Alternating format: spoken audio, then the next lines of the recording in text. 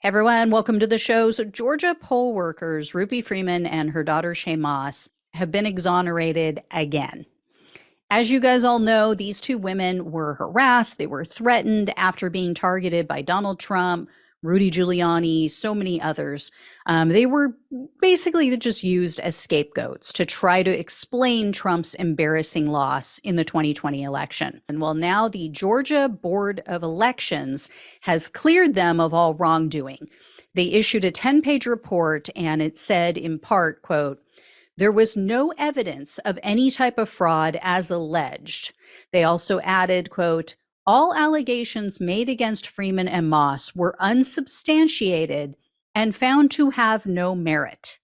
The board also noted, quote, "The FBI identified and interviewed the true creator of the Instagram account that reportedly contained a post by Freeman admitting she conspired to adversely affect the November 2020 election.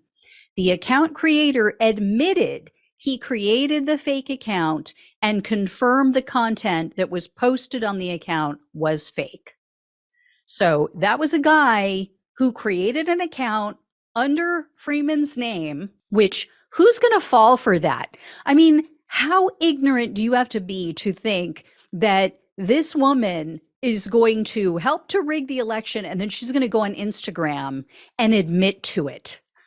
I mean, I get that the people from January 6th basically did the same thing. They admitted to their crimes. But yeah, I would think that most people aren't quite that inept at criming.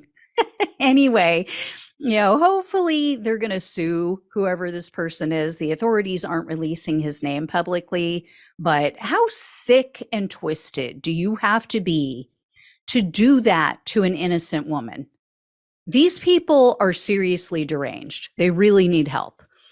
So Trump and his allies, you guys might know, they circulated edited clips of these women. They told lies about what happened that night. And these women were just besieged with hate, with racist attacks, with violent threats. So Moss and Freeman sued various people and entities for defamation. One of the people they sued, or one of the entities, I should say, is One American News Network. They settled for an undisclosed amount with Freeman and Moss, but the other defamation cases are still pending and they're still in process, including one against Trump ally Rudy Giuliani. And it was just revealed in court documents in this case that Giuliani was using multiple email addresses when he was communicating with other people about trying to help overturn the election for Trump. And he used one email under a woman's name. There was one Gmail account used by Giuliani that included the name Helen. Apparently, that's his mother's name. Now, this could be innocent, or it could be an attempt to hide his identity. So we'll eventually, I'm sure, find out. But court documents also show that Giuliani has lost that love and feeling for attorney Sidney Powell. In a deposition for this case, Giuliani couldn't come up with her name. He couldn't remember it. How, I don't know, but I mean, I can take a guess. Anyway, he was referring to her as the, quote, "Wicked Witch of the East."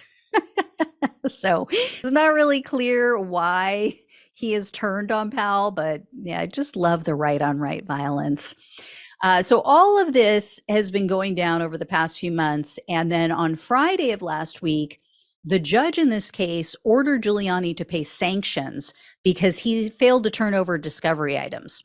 U.S. District Judge Beryl Howell is presiding over this case, and she ordered Giuliani to cover the costs of attorney's fees and any other costs incurred by Moss and Freeman because they've spent money trying to get him to turn over relevant material.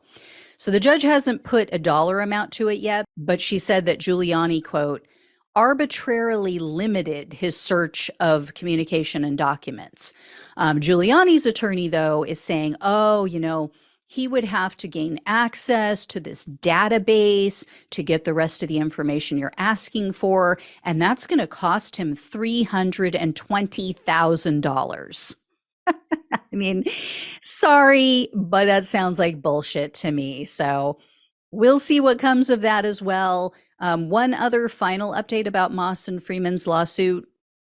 They haven't sued this guy yet, but they are very focused on him. I'm talking about Trump and Giuliani ally Bernie Kerik. This is one of those people who committed crimes, and then Trump pardoned him, by the way. They have asked the court to order Kerik to produce documents and to sit for a deposition, because Kerik was also tweeting out false information about Freeman and Moss.